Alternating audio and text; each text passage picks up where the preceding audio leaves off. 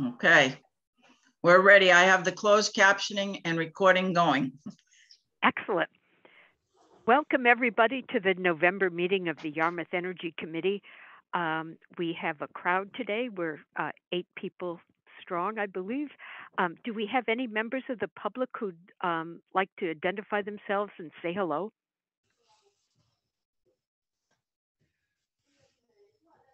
Okay, seeing none, let's move on to approval of the last meeting minutes. And Madam Secretary, the floor is yours. I was late sending the minutes out, but I had no feedback. So apparently no one had anything that they thought was an error. I thought they looked good. In the absence of comments and corrections, do we have a motion? So moved. Second. Okay, second. Okay. All those in favor of accepting the minutes as presented, say aye. Aye. Aye. Okay. Opposed? Abstentions? Okay. Cape Light Compact, not a lot of news. The next Compact board meeting is going to be a week from tomorrow, Wednesday, November 9th at 2 p.m. at the Cape Light Compact. Things are getting ever busier with energy audits, and the number for those is 800-787-6699, because I guess we can't put it in the minutes too often. Okay, the next item on the agenda is the George. Sorry, Joyce? Bob? Barry. I had a question. Yep, go right ahead. Do you recall, I can't recall, do you know when the next contract cycle for power purchase arises? I recall, attending a board meeting of the Compact last year in which some board members began a discussion about what the Compact's goal should be the next time it's time to go out for power acquisition, in terms of how, what level of renewable power should be in the mix. What percentage of percentage of Class 1 RECs? Yeah. Yeah, basically. So what's the date when that gets ripe for decision? I know we're in an extension right now that didn't require a new contract. Let me find that out and get back to you. And I'll also get back to Marilyn in case anybody else is interested. We can put that in the minutes. Mariel Marchand is the person who now handles that at the Compact. So I'll get in touch with her and check.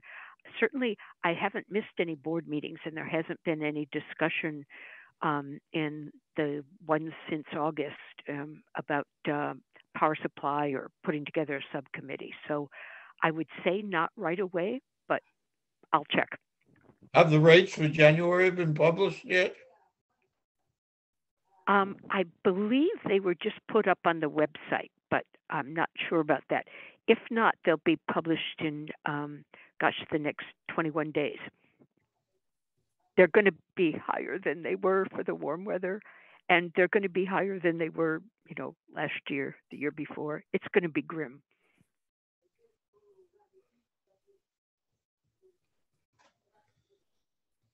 But you'll be glad to know there's all sorts of federal and state aid that has been expanded.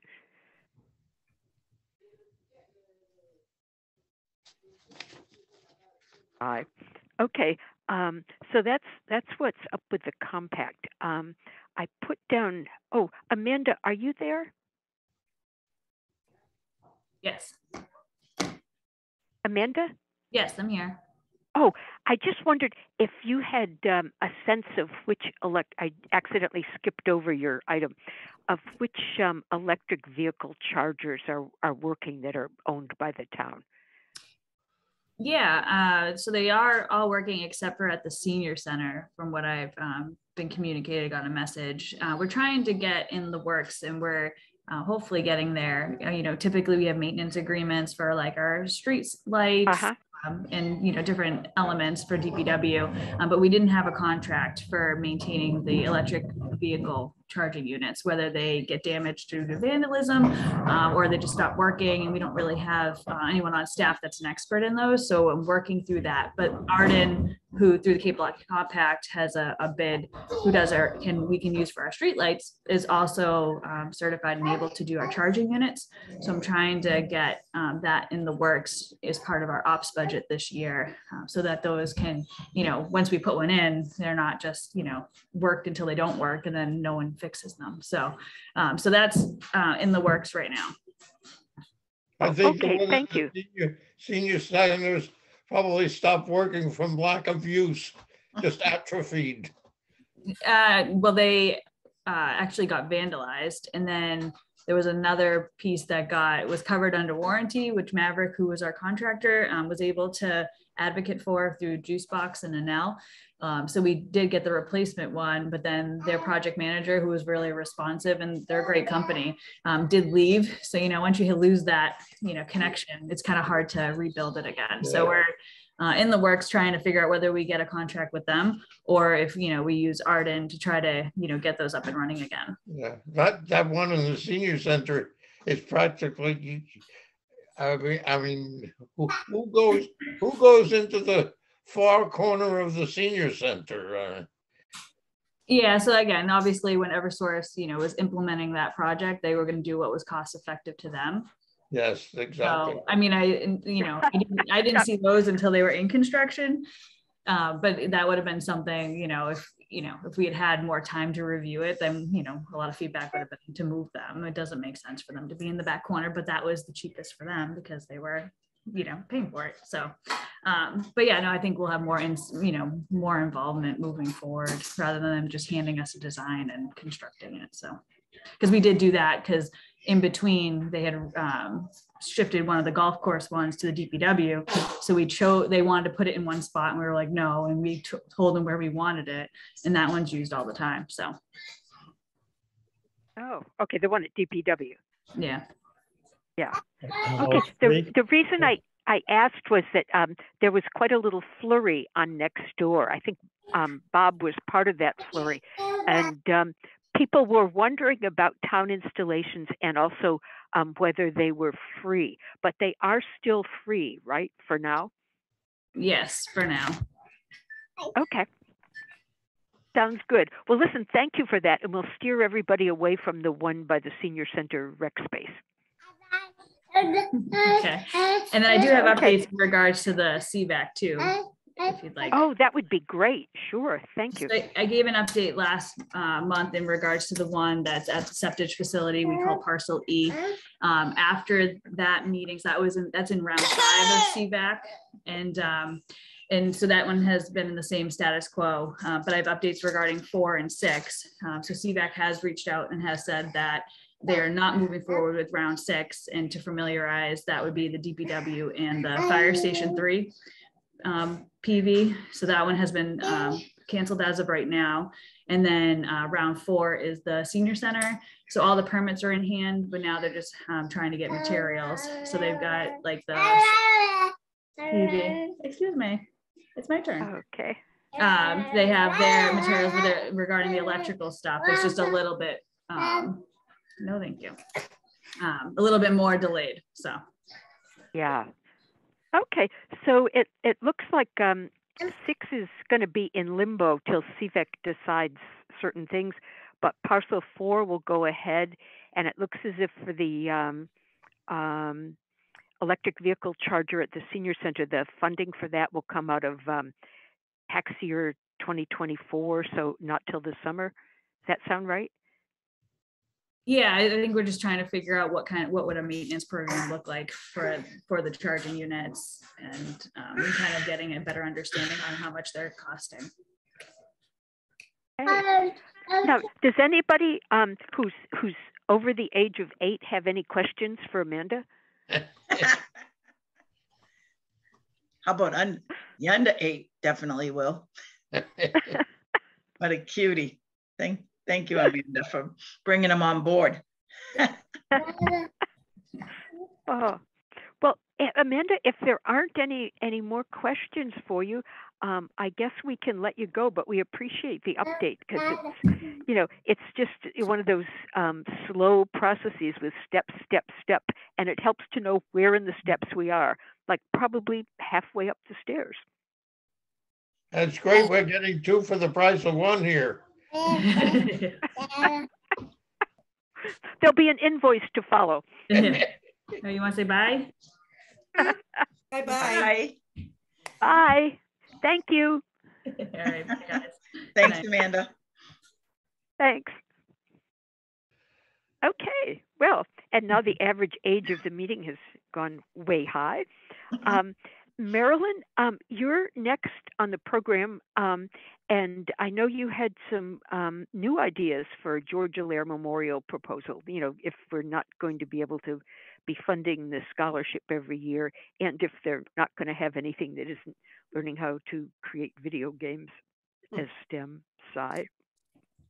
I did get to talk to Robbie, and she told me that there was a document with information about doing an island garden, and she was going to send it to me, but I think she got busy and forgot. I could ask her again. But the thing that she did tell me that caught my attention was that if you have one of those islands, and there are some available, you have to maintain it because they only have 4 people in the park department who are totally maxed out doing, all the landscaping for the town, mowing lawns and whatever.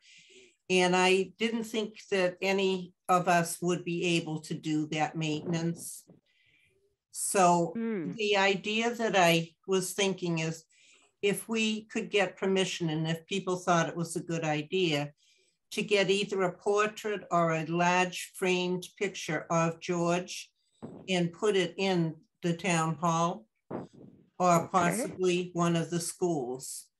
So I don't know how people would feel about that. And I don't know if it would be permissible. Okay, anybody have any thoughts about that? When you're talking about the gardens, you're talking about the community gardens? No, a memorial garden. Ah, okay. For George. Yeah. And we all the cute little things that you see whenever you go by a corner that looks attractive. It's usually one of those. Yeah. Most of them are taken care of by the Yarmouth Garden Club, I think, aren't they? There are some. We should all join. Well, she did say that, if you are approved to get one, that you're responsible for the maintenance. And so I don't know if we could contact the garden club and ask them if they would take care of it. I know that I have trouble taking care of my own yard these days. So I didn't think that it would be feasible to get into a situation where you couldn't do what you were supposed to do. Yeah. That is always the trouble. Like, look what Amanda was saying with the electric vehicle charger, maintenance contract, we always need to allow for future upkeep, I guess, with all our ideas. So I don't know if anybody has any feelings about that suggestion. If they do, I could try to I'll contact Robbie and ask her if that would be a possibility. And maybe if not the town hall, the school, one of the schools. Isn't the rail trail already named for George, or at least a part of it that goes from through Yarmouth? Could we do something to add to the rail trail?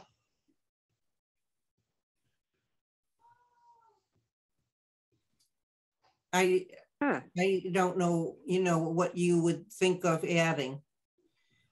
I don't know, maybe a plaque at the bridge. Although I've never been at the bridge crossing into Dennis, is there already a plaque somewhere there? Or, One of I've been over that, but always too fast to notice. one of the up in the Chatham area, they have like stations that you can fill like an air pump and stuff. I don't know how much they cost, but maybe install one somewhere near there in a little plaque in his memory. They had 2 or 3 of those air pump stations. So in case you got a flat tire on the way or whatever, they had it was like a tool thing. So they had little screwdrivers and things that you could fix your bike, but maybe something like that on the way with a plaque. I'm not sure that a picture of George in the schools no one really in the schools except for me probably were intertwined with George. And now I'm gone. They don't even really put principals or anybody up in the schools because the kids don't know who they are. So in the school, I'm not sure if it would get a view, however, in town hall, but I don't know how you get permission for that and how you get your picture in the town hall. I don't know if there's requirements. Maybe we can talk offline, Marilyn, and brainstorm. Okay. There's also the parking lot that's next to the overpass over Station Ave. There's that parking lot there for bikers to park and get onto the trail right there. We might think I've never been in there and think about doing something there. Marilyn, using that. Go ahead. But riding my bike from there, I don't know, up through Dennis into Brewster. But I never saw that thing you were just mentioning, Sandy, about. Really? It's in Chatham and it's on the left-hand side. You go over a road where there's a doctor's office, and then they have like 3 pumps, and they have like an attachment with the different little wrenches and stuff. So if you had trouble that you could tighten or do whatever, and I goes, that's a great idea, because so many times I always carry my pump with me and my tools, but sometimes you don't. I carry it, but I have no idea how to put it together. Yeah. Well, I was trying to think how this fit in the larger scheme of town things. And it occurred to me that it would bring up an interesting question about, because they do the art exhibits on the upper floor with, Yarmouth painters. It would bring up an interesting space question. And then it occurred to me that within the last week, Frank Frederickson retired, much beloved, great guy. But also, of course, Bob Lawton is central, although I know he has, his H2O bus stations named for him. And I was thinking, well, gosh, so, would it, if people set aside a portrait place, even for photos, would they run out of room? And then it occurred to me, what would be nice when people come in from the side door and then go up the stairs, somewhere along there, suppose we had a little screen that had those kind of changing photos so that you could see important leaders from the past, and George could be a photo, and Bob Lawton and Frank Frederickson. It just seemed like that might be a nice thing to do that maybe wouldn't take up much space, and that we might be able to get through the town more easily. Yeah, that's a good idea. I don't have any idea. I mean, I've seen little ones. My high-tech brother-in-law has those all over the place, but I'm sure they must make big ones or medium ones. I have no idea the price line either. Oh, well, look into it. Do you want me to ask Robbie about it, or maybe Sandy and I can chat first and then I could contact Robbie? Yeah, why don't you and Sandy chat first and then hit up Robbie? Because okay. I think you probably want to have it And you might want to even peek into town hall and see what you thought the best place was. I think as specific as possible might be more likely to get through the Board of Selectmen. Okay. Oh, I forget. We can now say select board because the woman who insisted on being called a selectman has retired. Our select board. OSB instead of BOS. Okay, so we'll look to hear back at a future meeting then about how that's going. I think it's a really good idea because we are at a real crossroads with the Georgia Lair thing, and it would be nice to have something that would be there that showed that he had been in this town, worked hard for this town, and made a difference. And I think the picture idea is really good.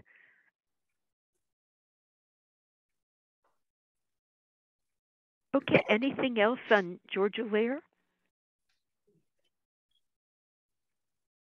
Okay, well, moving on to an update on Solarize plus Yarmouth. There's been a lively development. The information meeting for creditors, which would include our various customers of SolarWolf, and for all the other customers of SolarWolf who are far beyond Solarize Yarmouth. And there were quite a few people there, especially given the short notice, because a lot of people had just applied to be certified as creditors, but not in enough time to get an invitation to the meeting. So there were 40 some on there at the middle of the meeting. The meeting went 3 hours. 3.5. And 3.5. Oh, but who counts the fractions? And then there's going to be another one on December 7th. So it's not as if, everything is completely done. I had expected that to be sort of like an information session for creditors. Sandy, was that what you expected? Yes. And I was amazed that, what we might think of as the perp and his lawyer were there. And at one point, the magistrate seemed to insist that we had to direct our questions to said perp. It was quite interesting. I think I learned a lot about bankruptcy. More than I'll ever need the rest of my life. That's for sure. Well, and then all the things that you probably shouldn't do, like close 6 bank accounts just before bankruptcy, that kind of thing.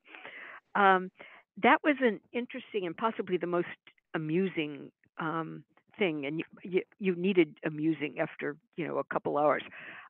Which was, one of the things that I thought about is he says he has no copy of the contracts he had with what's the sun? Clean Energy Center?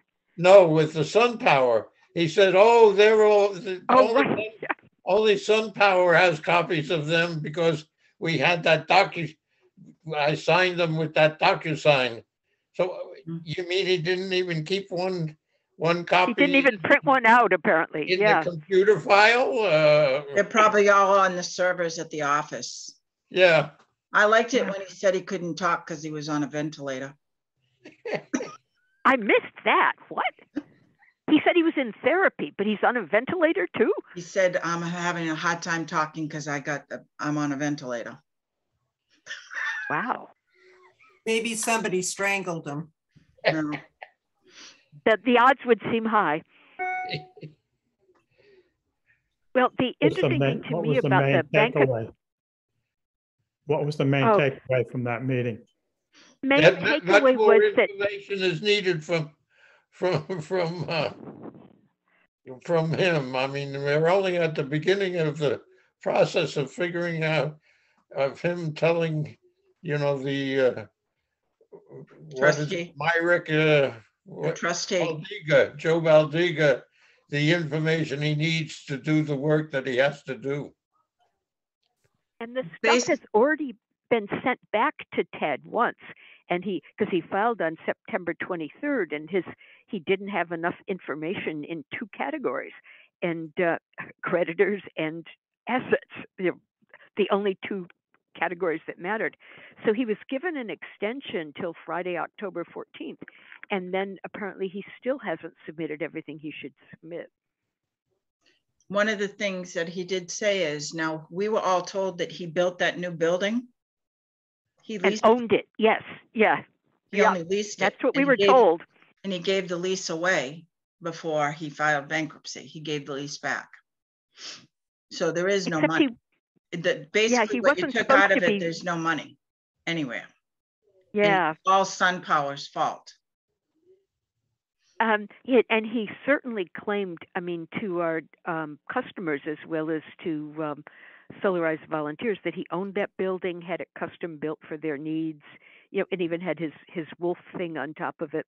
That was really a sign that he either, if he's talking, he's lying, or that he really is delusional.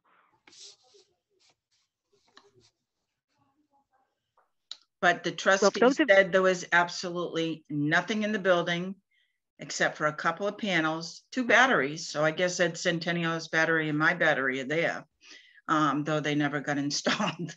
And well, you signed up first dibs. I don't want it. Thank you very much. But there's nothing left.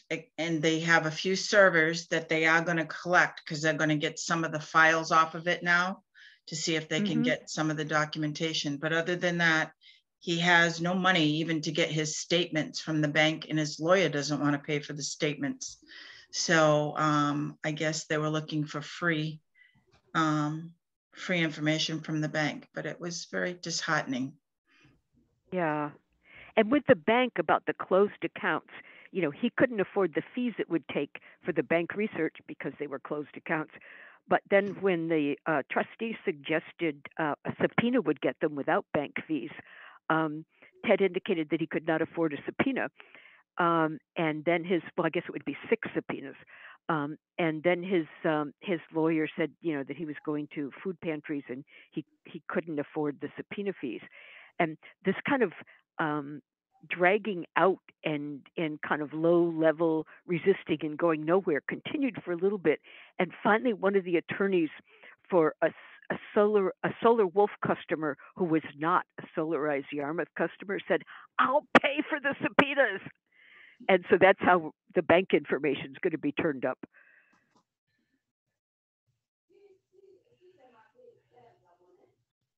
In the meantime, by the way, there's some good news for our Solarize Yarmouth customers.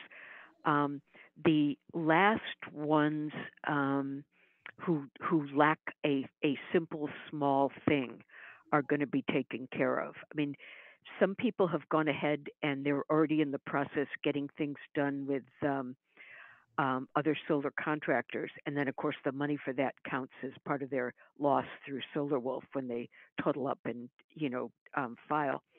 But for those who haven't, on a timetable that I'm not sure of, CEC is sending down technicians, and they're going to inspect all those. And Sandy, if you want yours inspected by CEC as well, I'll put you down for an extra inspection. Please do. I haven't heard from the contractor yet, but he's got his money and he's just trying to fit me in. Okay. Yeah. I plan on calling him tomorrow. Oh, good. And Sandy's working with Blue Cell, which with E2 Solar. They're the 2 big Solarize dealers on the Cape, but they have been understandably wary about taking up the burden of Solarize. But they are SunPower subcontractors? Yes.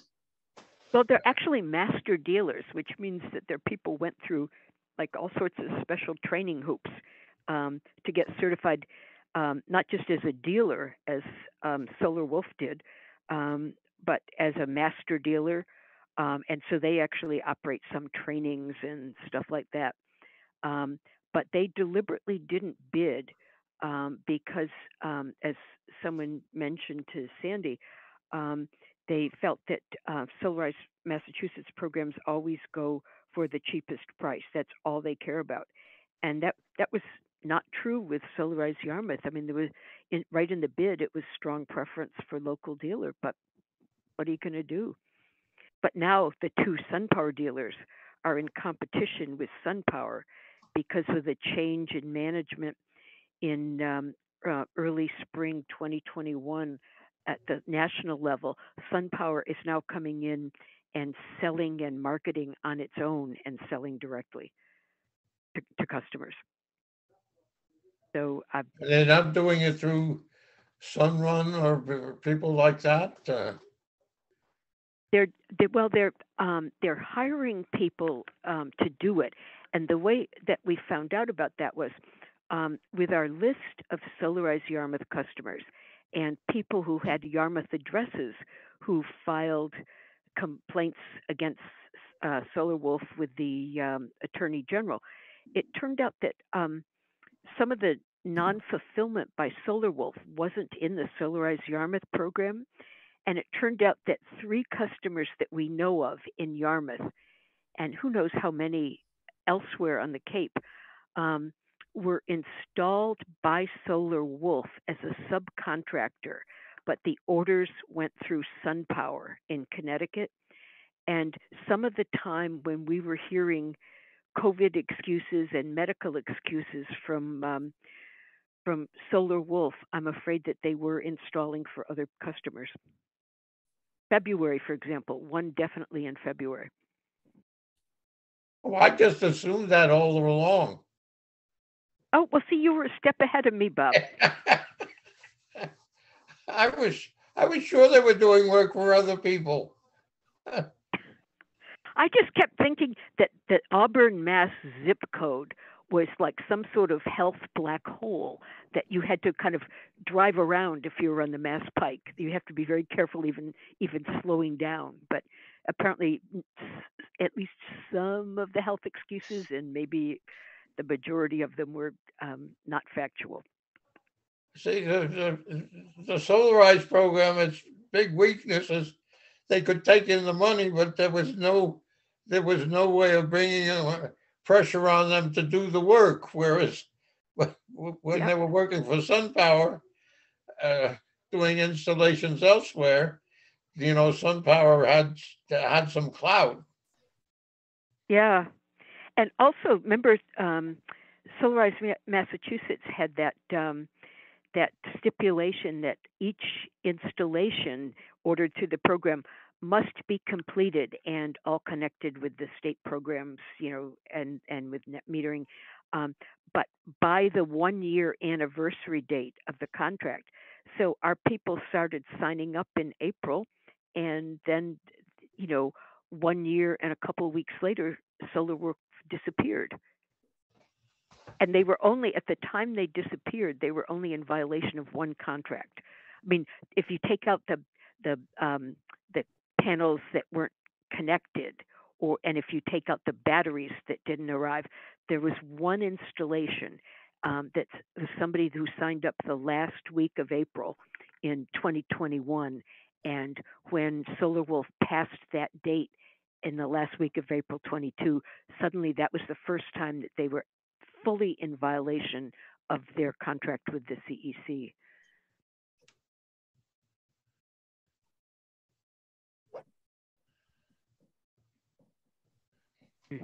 Anybody have anything else they want to add on that? Our monthly update, which I've put you all on the list to get, will be going out sometime overnight tonight. So that will summarize a lot of the information that you might be interested in, like if you want a transcript of the creditors' sessions with the trustee, you can get either an audio tape or you can get the written transcript. There's some additional information in addresses and stuff like that. So you should have everything that the customers have when you open your email tomorrow morning. I have the recording. Oh, yours has come already. Yes. They seem to be taking a little time to transcribe, maybe because there were so many interruptions. I talked to Washington, D.C., and I had they sent it as a CD, said she couldn't send it to me by email because it was so large. So she put it on a CD. I asked if it could go on a flash drive, and they said because of the encryption, they couldn't. They had to do it on the CD. So I have a CD on my table right now. I'm sorry. Wow. So what's that? A CD of what?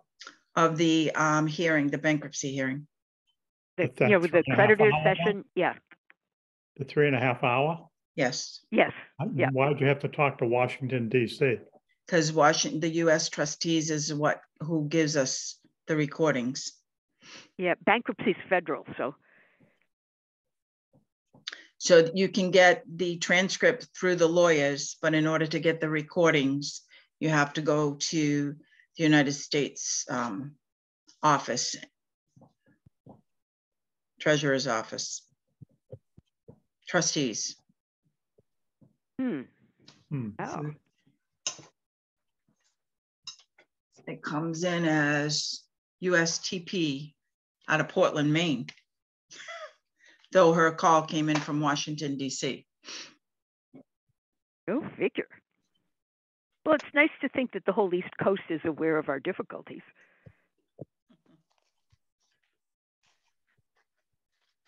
Okay, anything else about Solarize? I think things were really... Bob, I could hear part of that. Sorry. No, my wife was calling me. Oh, okay. Well, that's allowed, I guess.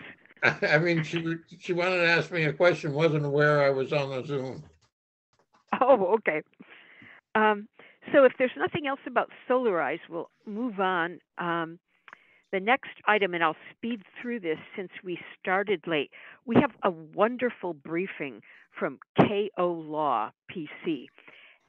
That's the Compact's law firm. It's two people who were in BCK Law, which was the law firm that we had before, and then the B in that, Jeff Bernstein retired, but he wanted to keep the name in case, up in Vermont where he's retired, in case he wanted to do, follow up on an old case or, represent an old client.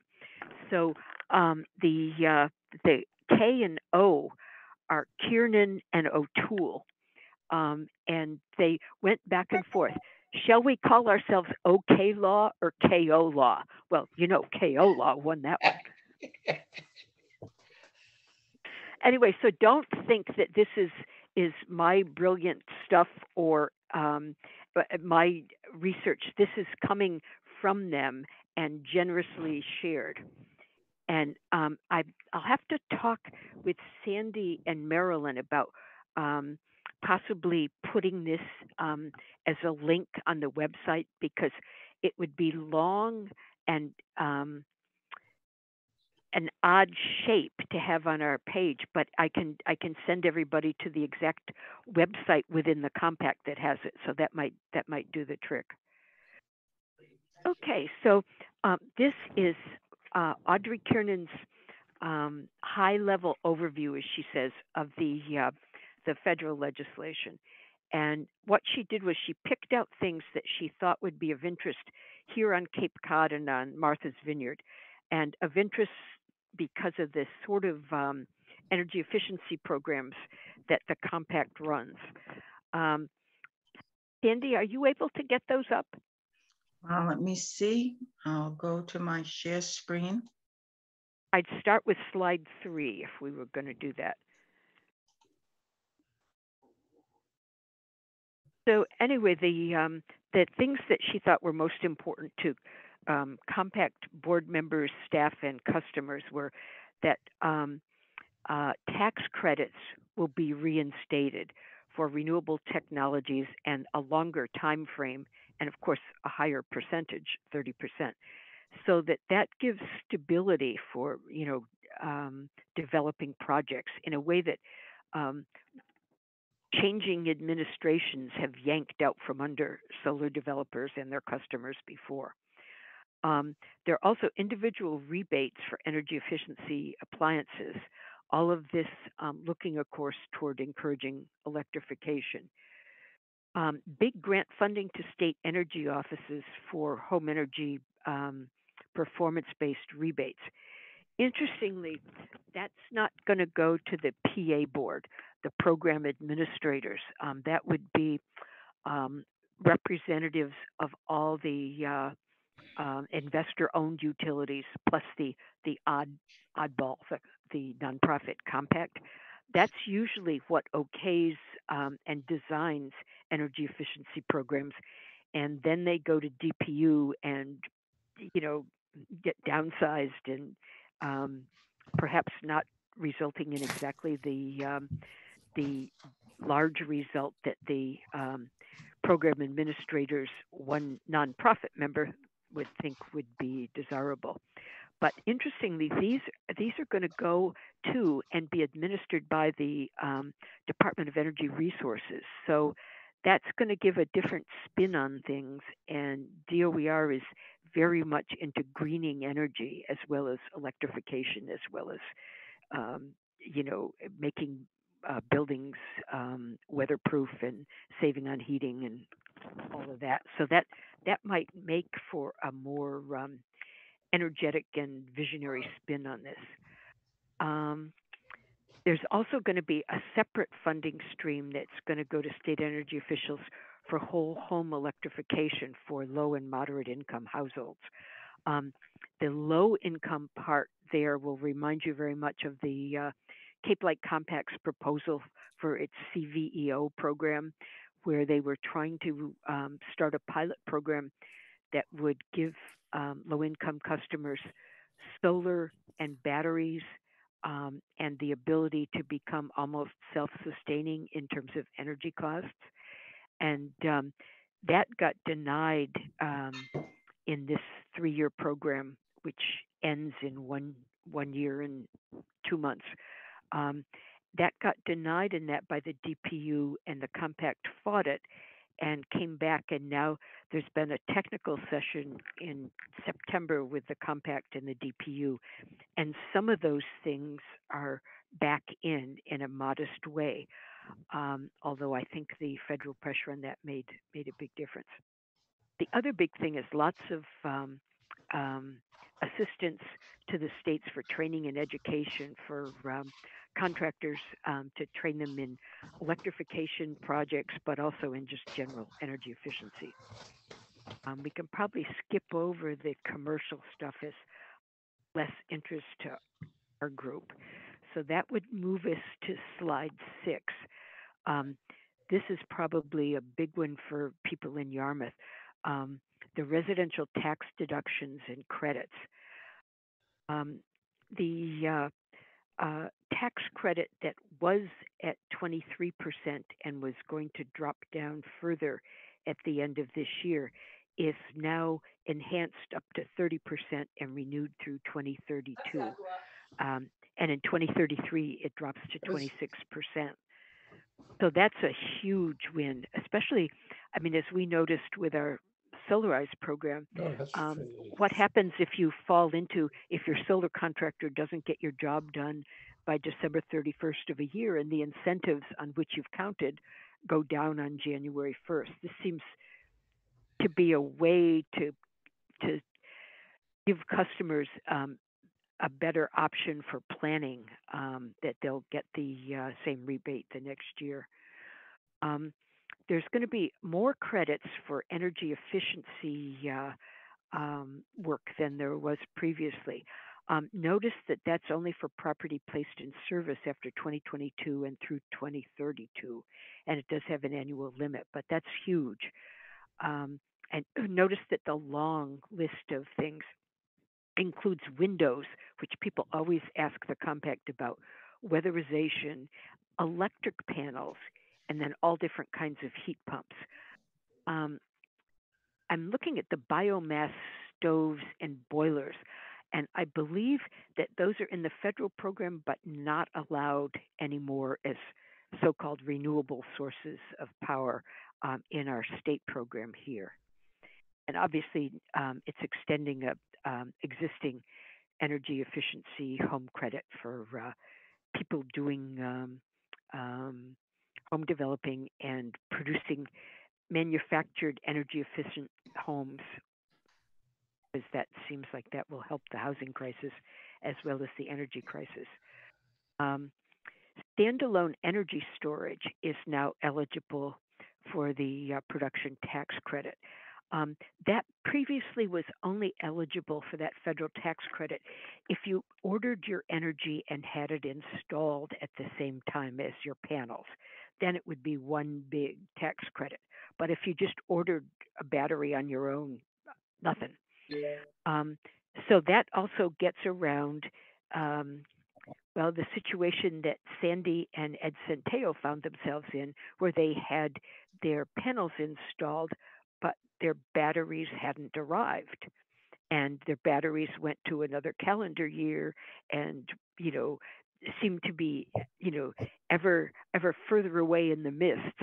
And so, anyway, Sandy, if you run out and buy a battery in a year or two after you're, well over the taste of Solarize, that will count as a tax credit. Interconnection properties, that's kind of complicated, but that involves the kinds of things that you'd need to upgrade your electricity to be able to do some of the projects that involve renewables. And also I have no idea how this will work.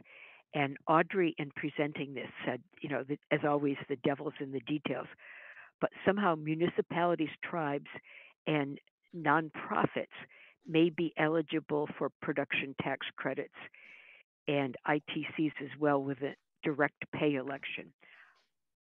I'm sure that a tax attorney would understand how that worked, but it's something I don't understand. But they would get something that would be financially worthwhile to them out of that. Let's see, the grants to state energy offices. We've already mentioned the home energy performance-based whole house rebates. Also, the high efficiency electric home rebate program.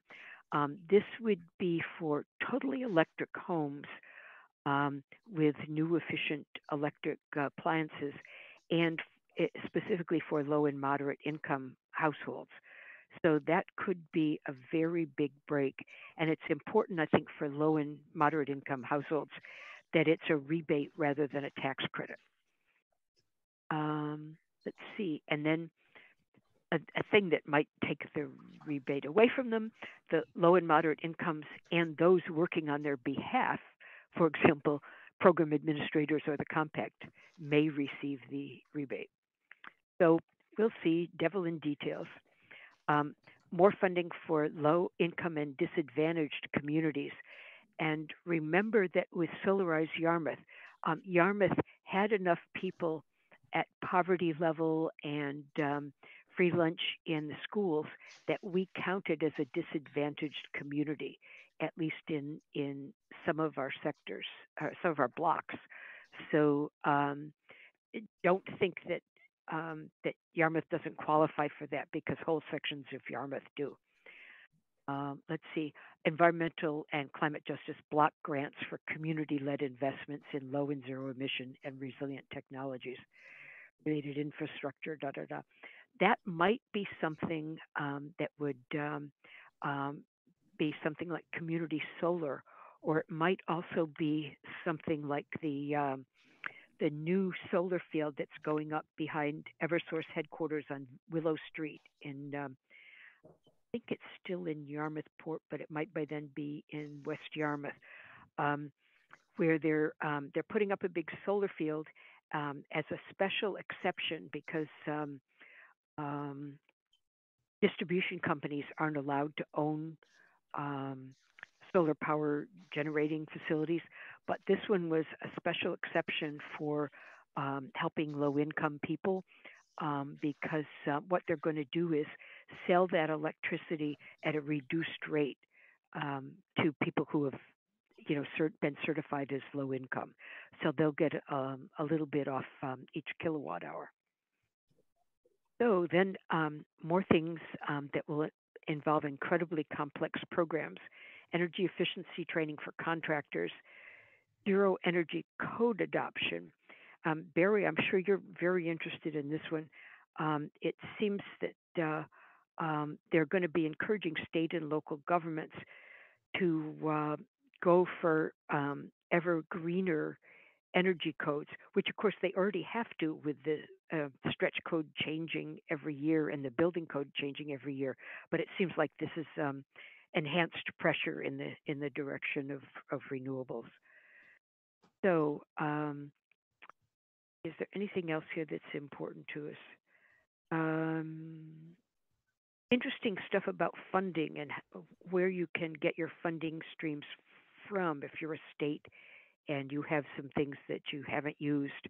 I'm thinking of the Massachusetts surplus under that thing at the bottom of slide 11, because we do have that surplus, and there's also federal aid. So that might be a healthier package than a lot of states would be able to put together. Okay, so for the compact new vehicle for CVEO, DOER is going to administer a pilot for 10 municipalities, and some compact members may be eligible. 2 places on the vineyard have started the process. So far as I know, no Cape communities have started the process, and it might be interesting to speak with Maggie. All of the compact had, as a result of their technical session with the DPU, a big deadline of today, November 1st, to file a whole lot of altered and changed financing of a number of programs, and they'll start to be a little bit freer as of tomorrow. So it might be interesting to talk to Maggie if any of us were interested in trying to pursue having Yarmouth being one of those pilot 10 municipalities. It may not be possible given that there are already 2 in the Cape and Islands region, and of course they're both also in southeastern Mass, but it might be worth looking into. Then finally, the no fossil fuel equipment will be supported in any way. And that's something that was a bone of contention last year. It very closely, fossil fuel funding for highly efficient oil-powered furnaces, boilers, just lost in terms of funding by the Cape Light Compact in its last 3-year program. But with the DPU, where the utilities really have the upper hand, that was restored. So what that means is that probably after the last year of this year's 3-year energy plan for program administrators in Massachusetts, that ends at the end of 2023. I think that we can be sure there will be no more anything for fossil fuel equipments, for any income sector. Okay, new models for CVEO, that's all going to be redesigned, and they're going to be things submitted for next July, so there's not really much that we can talk about there. And notice the kinds of things that are being considered for municipality pilot program qualifications: banning fossil fuel in new buildings. Barry, I know that's a big interest to you. Municipalities with local approval, and you'd have to go through the legislature for a home rule petition, but those are, in anything except the case of Old Kings Highway, those are granted pretty easily. And then municipality has to meet its affordable housing requirements, or have a multifamily housing by right ordinance. And government entities are exempt from formal procurement requirements for energy conservation services under 300,000. And large buildings have to report annually with their distribution companies, that would be Eversource here, on their building energy use. So I think that's mainly what we want to cover here, but you can see that this is really well put together by KO Law, and we're very grateful that they were willing to allow us to share it. Grid modernization comes back. Our distribution company, Eversource, has been a bear about grid modernization and also about things like time of use electricity. And this should be a big help with that. If we were in national grid territory, like much of the state of Massachusetts and the island of Nantucket, we would already have a lot of this stuff by now. I mean, we'd have time of use and we'd have some other experimental programs. Okay, I guess that's pretty much it. If any of you want to volunteer to be part of a stakeholder working group with the DPU, go do it. Electric vehicles, big help. Much more stuff for charging stations, both persuasion and funding. So I think that will be a big help, because you see, I mean, we can't even at this point afford a maintenance contract without going to the next fiscal year for our existing EV stations. Okay, I'm done. I'm sure you probably have points you want to bring up or questions. I wish that I were Audrey, but I will do my best from the address she gave to the Cape Light Compact.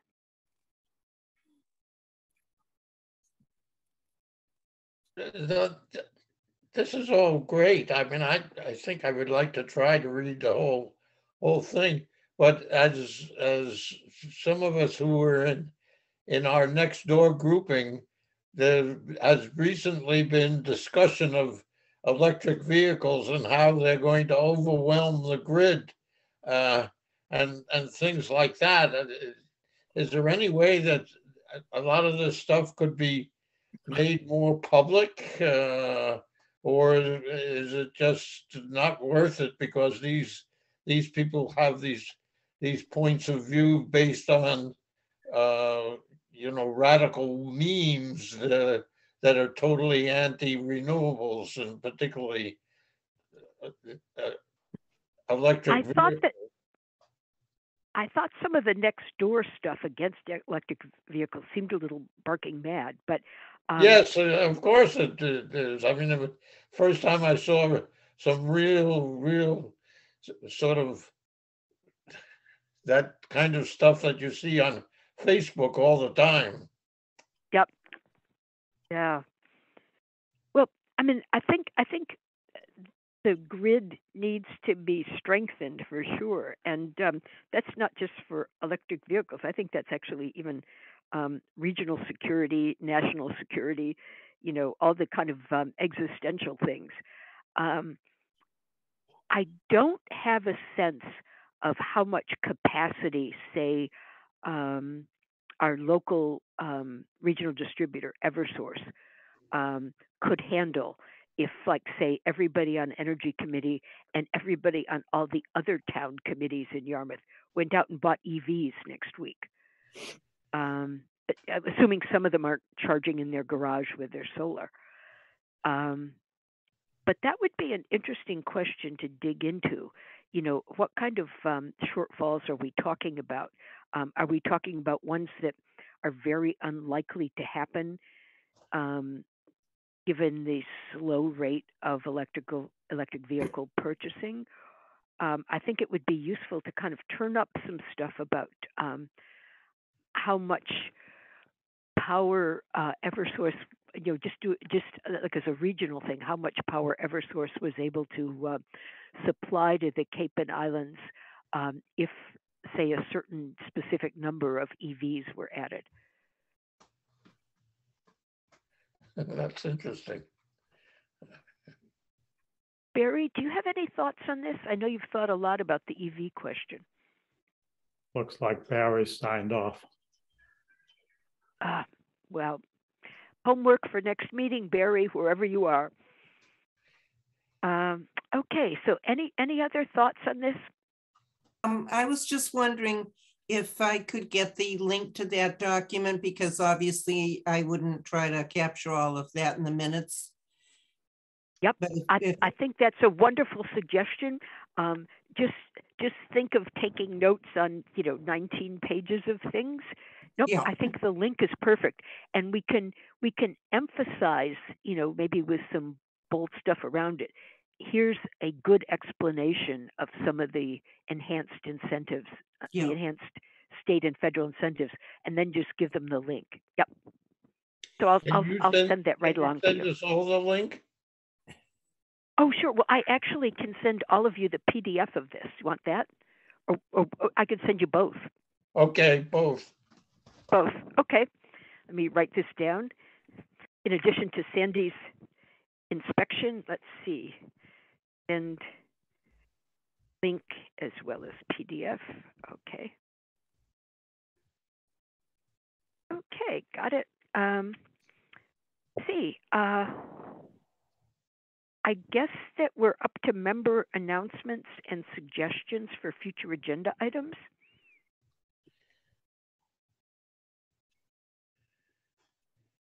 Let's put Barry down for 20 minutes on electric vehicle resources that might or might not overwhelm the grid.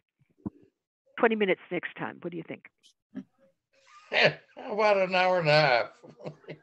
Okay, that works. That works. So anyway, do any of you have anything you'd like put on future agendas? What we have coming up, and that will be our first hybrid meeting, although I hope people can make it in person because I'm planning refreshments, will be the December meeting.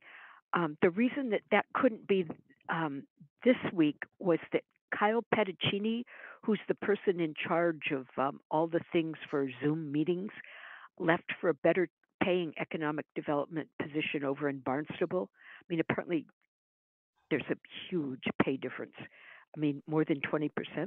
That's what happened with my secretary. She went to Barnstable. Oh, yep. So higher than Yarmouth. They're using all that money they're getting from Vineyard Wind and Mayflower and etc. for all of those high voltage electric cable onshore arrivals. Just think what we could have done with that $100,000 a year in rental fees. I mean, sprinkled it across the town employees would have been great for morale. Yeah, exactly. Okay, well, if nobody has any suggestions, I just point out Camilla's talking to us next time. And she's very interested in underlining that a lot of the energy improvements to structures don't have to cost a lot. So we'll rely on her architectural wisdom and her creativity to show us some good hacks. Now, I just want to remind everybody, we have to, and this is the point at which we have to do it. Every 2 years, we have to do a state training in conflict of interest and in open meeting law. And the open meeting law training is fairly simple. These things are online, of course, with the Commonwealth. The conflict of interest training, I don't know if you all remember, because 2 years is a long time. The conflict of interest training is a PowerPoint with some state personalities kind of pointing out this and that, and then a quiz to follow. And you have several choices for the quiz, and you have to get a certain number of those right. But what happens is they correct you as you go along, and at the end you could retake the test and go back and get those right. But no I think role playing? Huh? No role playing? No, I'm afraid not. No, just you alone with the computer, kind of saying, nah, that's conflict of interest. One of the fascinating examples they give, but these are sort of randomized, is a Pittsfield, Massachusetts, out in my hometown in the Berkshires example of a mayor accepting Red Sox tickets. Might even have been for a playoff game or a World Series or something, and thinking he was just fine because he paid the business that was offering him the face value of the ticket. And of course, that was found not to actually be the real market value of the ticket. So, I mean, that was a conflict of interest thing where he got slapped for taking what the state considered a gratuity. But they have some very strict rules. Some of them might be of interest, especially if you're ever giving gifts to town employees. Remember, Sandy, when you got a baby gift for a compact employee, and then there was all sorts of nervousness about, gee, did it cost over the amount that was the limit? Of course, it was for the baby, not for the compact staff member exactly, but, you know, I mean, they can be quite persnickety about those sometimes. Open meeting law is simpler, and probably we should all go through that individually, but then have a couple key points highlighted next meeting, because that's the kind of thing that people seem to be getting in trouble a lot with lately. Not us, and we really try on that, but there have been some outrageous examples on a committee that oversees zip code 02675, and the Board of Selectmen has been reported twice, and that is all working its way through the system. I don't believe they're going to be found guilty of the open meeting law violations for the meetings that they had. I think it was a kind of hostile thing by someone who goes around and reports these on the part of all different towns a lot. But nevertheless, you're there, and you have to admit that this has happened, and you have to have a executive session to confer about, because it's a legal situation, what should be your response and all that. So it's a serious thing, and Yarmouth, I think, will be very sensitive to it for a while, because a certain gadfly, reported the Board of Selectmen for two different ones within a 6-month period. Okay, well, I guess if we have nothing more, we'd all say goodbye until Tuesday, December 6th, St. Nicholas Day. Hope that we'll all meet in person in our beloved Room A with refreshments, and it'll be actually nice to see you in 3 dimensions again. But to get to that state of freedom and expectation, we need emotion. Before we go, I will not be around for the next 4 months. So if you do you still want to do a hybrid with Zoom? I think we might have to now, because they seem to think that all town meetings must be recorded.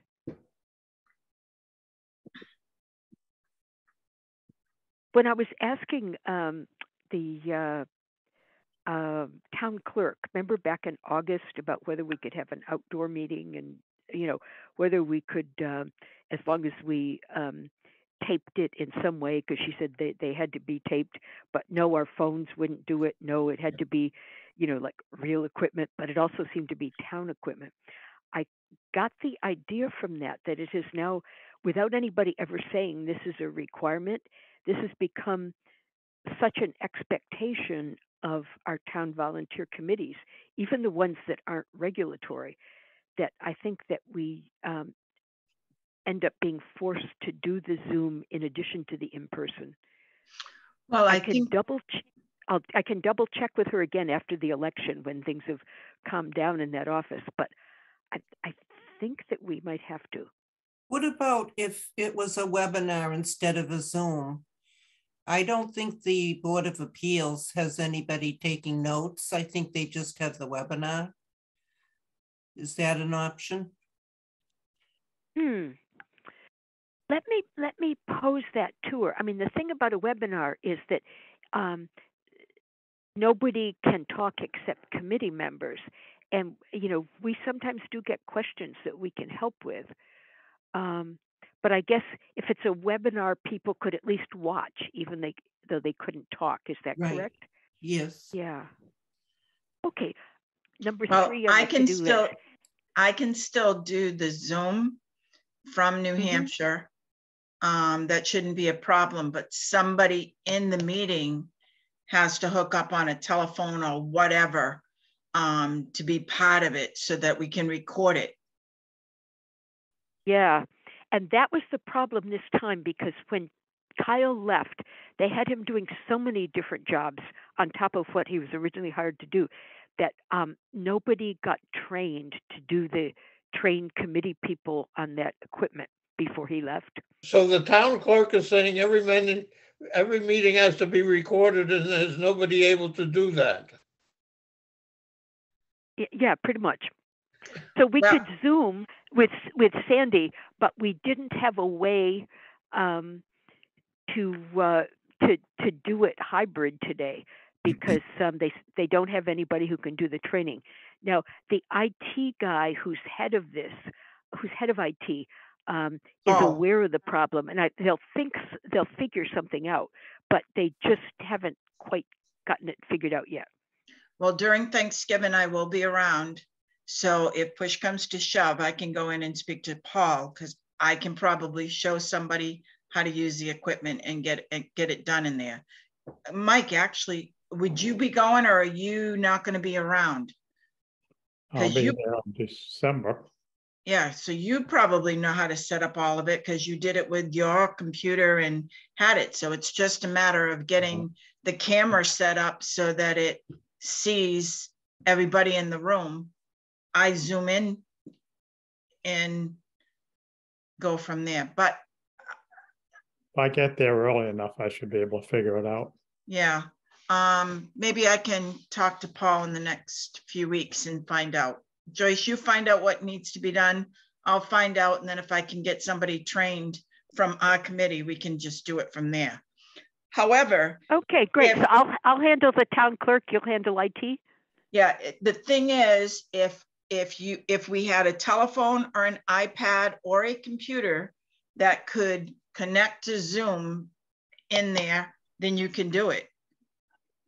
Because I'll be the host still. You just need somebody in the room with the equipment. Like if Mike brought his computer and just hooked up to the internet and put the Zoom on, then we can do it.